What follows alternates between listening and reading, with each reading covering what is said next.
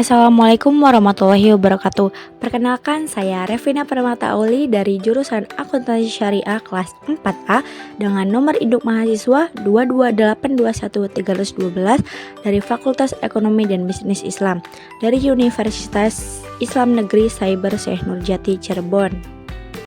Untuk memenuhi tugas mandiri mata kuliah Akuntansi Manajemen dengan dosen pengampu Ibu Dr. Sri Roklina Sari, SEMSI, di sini saya akan menjelaskan tentang analisis perilaku biaya. Apa sih perilaku biaya itu? Biaya adalah pengorbanan sumber ekonomi yang diukur dalam satuan uang dalam usahanya mendapatkan sesuatu untuk mencapai tujuan tertentu, baik yang sudah terjadi maupun yang belum terjadi atau baru direncanakan. Perilaku biaya adalah suatu istilah umum untuk menggambarkan apakah suatu biaya jumlahnya tetap atau berubah dalam kaitannya dengan perubahan tingkat aktivitas atau volume. Mengapa manajemen perusahaan harus mengetahui perilaku biaya? Yang pertama adalah untuk pengendalian biaya dalam perusahaan, yang kedua untuk pengestimasian biaya dalam perusahaan, dan yang ketiga untuk pembuatan keputusan dalam perusahaan. Klasifikasi biaya dalam hubungannya dengan volume kegiatan. Yang pertama ada biaya tetap. Biaya tetap adalah biaya yang jumlah totalnya tetap dan tidak terpengaruhi oleh perubahan volume kegiatan dalam kisaran volume tertentu. Contohnya ada biaya depresiasi dan biaya gaji manajer. Yang kedua ada biaya variabel. Biaya variabel adalah biaya yang jumlah totalnya berubah proporsional atau seimbang dengan perubahan volume kegiatan atau produksi, tetapi jumlah per unitnya tidak berubah atau tetap. Contohnya biaya bahan baku dan biaya tenaga kerja langsung. Yang terakhir ada biaya semi variabel. Biaya ini secara total akan berubah dengan adanya perubahan volume kegiatan, tetapi perubahan tersebut tidak proporsional atau seimbang dengan perubahan volume kegiatan. Contohnya biaya reparasi dan pemeliharaan. Saya akan memberi contoh ilustrasi studi kasus dari biaya tetap. Itu perusahaan sweater Anita setiap bulan secara rutin memproduksi sweater sebanyak 4.000 unit. Biaya dikeluarkan per bulan adalah yang pertama biaya gaji karyawan kantor sejumlah 6 juta rupiah, yang kedua biaya gaji karyawan bagian produksi sejumlah 10 juta rupiah, berikutnya biaya bahan baku yaitu 80 juta rupiah, dan yang terakhir biaya listrik sejumlah 4 juta rupiah. Dari ilustrasi di atas, yang disebut biaya tetap adalah biaya gaji karyawan kantor karena tidak dipengaruhi besarnya produksi sweater meskipun perusahaan membuat sweater lebih sedikit maupun lebih banyak tiap bulan. Perusahaan Anita akan mengeluarkan gaji karyawan itu tetap 6 juta rupiah. Grafik untuk biaya tetap dapat digambarkan seperti gambar di samping. Grafiknya menunjukkan bahwa walaupun tiap bulannya ada peningkatan produksi sweater, itu tidak terpengaruh terhadap gaji karyawan per bulannya.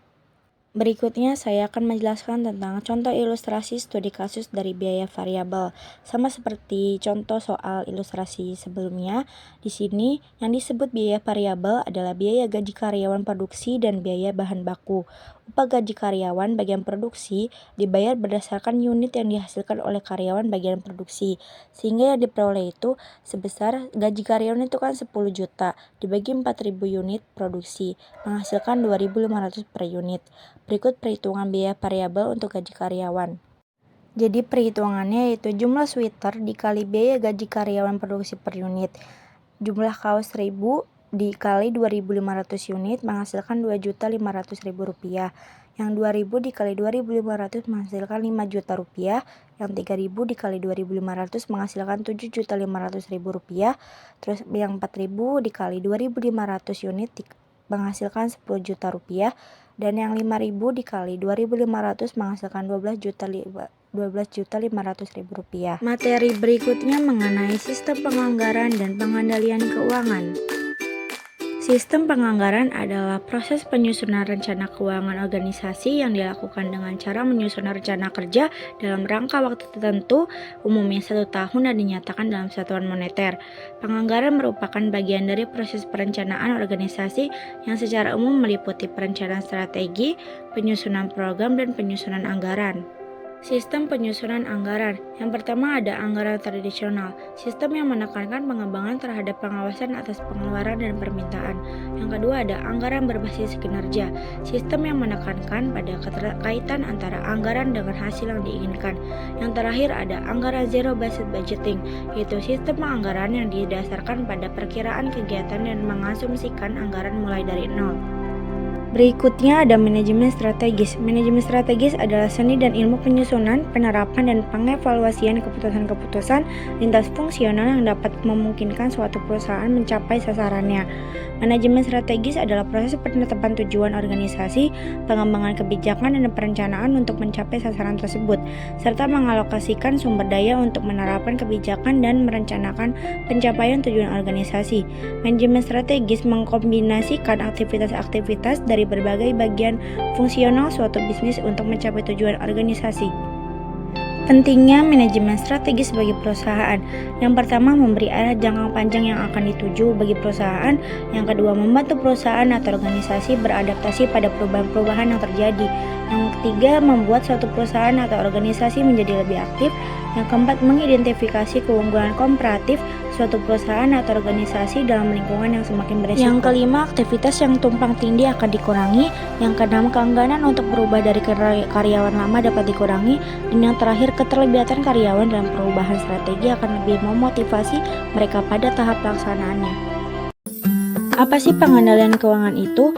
Pengendalian keuangan bisa diartikan proses atau usaha secara sistematis untuk menetapkan standar keuangan dalam pelaksanaan dengan tujuan perencanaan, sistem informasi dengan cara membandingkan pelaksanaan dengan perencanaan serta menentukan dan mengatur alokasi keuangan hingga melakukan koreksi perbaikan sesuai dengan rencana keuangan yang telah ditetapkan.